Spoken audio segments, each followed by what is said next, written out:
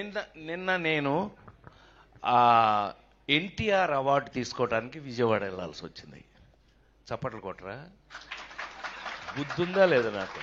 NTR award అని చప్పట్లు కొట్టరా? ఏంటి బ్రెయిన్ పోయిందా అందరికి? చెప్పి కొట్టించుకోవడం ఏంటన్నయ్య? దానికి కొట్టకపోతే నీకు సిగ్గులేనట్లు లెక్క.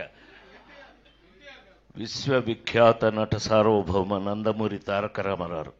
సో అది ఆ అవార్డు నిన్న ఈ సంవత్సరం అదేదో ఆ ఇంట్లో తెలుసుగా, మీ అందరికి ఐడియా ఉందో లేదో, ఎన్టీ రామారావు ఇంట్లో గొడ్ల చావిట్లో పుట్టాను నేను, నిమ్మకూరులో.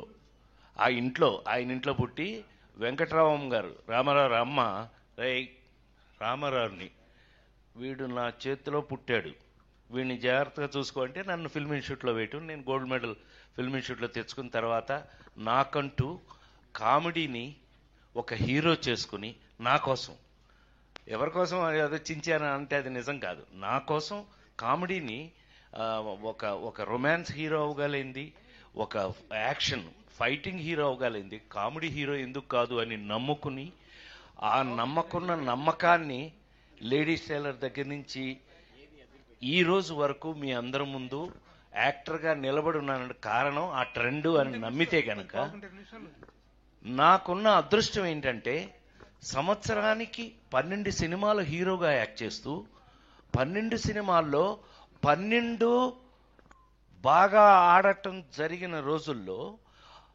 ఎందుకు ఆడింది అనంటే కారణం, ఇవాళ మీకు నేను ఇక్కడ నిలబడి ఉండడానికి కారణం, ఒక సినిమాకి సంబంధం లేని కథలు, సంబంధం లేని ఆ స్క్రీన్ ప్లేలు, సంబంధం లేనటువంటి కామెడీ, వంశీ దగ్గర నుంచి జంజాల గారి దగ్గర నుంచి చివరికి నేను హీరోగా అలా చేసుకుంటున్న రోజుల్లో నాకు చివరికి నేను తెచ్చుకోవాల్సిన పరిస్థితి వచ్చింది ఒక స్టేజ్కి వచ్చేటప్పటికి.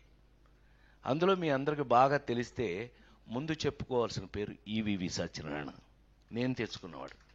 మన జంజాల గారికి అహనా పెళ్ళంటే సినిమాకి కూడా అసోసియేట్ డైరెక్టర్, అతన్ని నేనే హీరోని చేసుకున్నా. ఏమండి, ఒక సినిమాలో ఎక్కడో షూటింగ్లో ఉండగా అప్పటికే కష్టపడి మేము అచ్చన్న, కృష్ణ, మేము ముగ్గురం కలిపి కొబ్బరి బొండం అని సినిమా చేసాం. ఆ సినిమాలో మేము పడకూడని బాధలు కొన్ని పడ్డాం. ఏది, కొన్ని డిపార్ట్మెంట్స్ వాళ్ళ పేర్లు అనవసరం, వాటి గురించి మాట్లాడడం నాకు ఇష్టం కూడా ఉండదు. నెగిటివ్ నేను ఎప్పుడు మాట్లాడను. ఎరా శ్రీ, మనం ఎప్పుడు సరదాగా మాట్లాడుకోవడం తప్పితే ఎప్పుడు నెగిటివ్ కానీ ఎవరన్నా తిట్టుకోవడం, ఆడేంటంటే మనకెందుకు, మనమే ఆడవలేక చేస్తుంటే వాడెవడో గురించి మనకెందుకు, అట్లా ఎప్పుడు ఇండస్ట్రీలో నేను లేను. మా వాళ్ళందరికీ తెలుసు, నాతో వర్క్ చేసిన వాళ్ళందరికీ తెలుసు. అలాంటిది సడన్గా ఎంట్రీ ఇచ్చాడు కృష్ణారెడ్డి. అంటే అచ్చన్న చెప్పకపోతే కృష్ణారెడ్డి రాడు. సరే, వీళ్ళిద్దరి సంగతి నా ముందు ఉన్న బాపు రమణుల దగ్గర నేను ఎలా ఉన్నానో అందరికీ తెలుసు.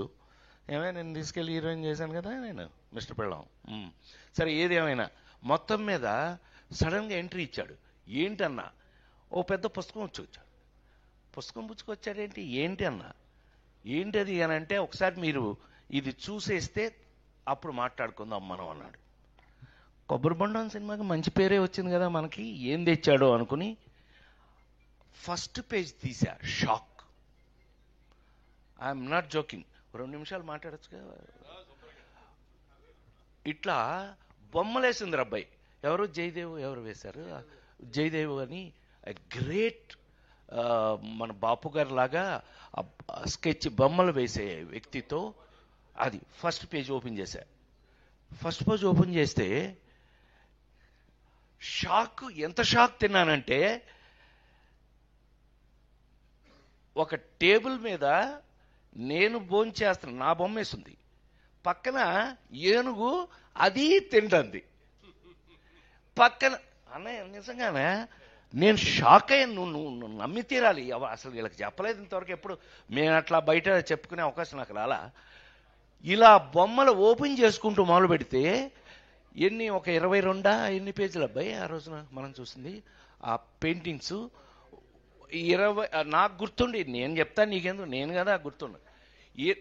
ఏంట్రా, ఏంటి గొడవలా, కొట్టేసుకుంటున్నారా, ఎవరైనా వచ్చారా, oh my God, hi hi hi hi, కూర్చో ఇప్పుడే కూర్చో హాయ్ హాయ్ హాయ్ బాగా ఒక హలో ఎక్స్క్యూజ్ మీ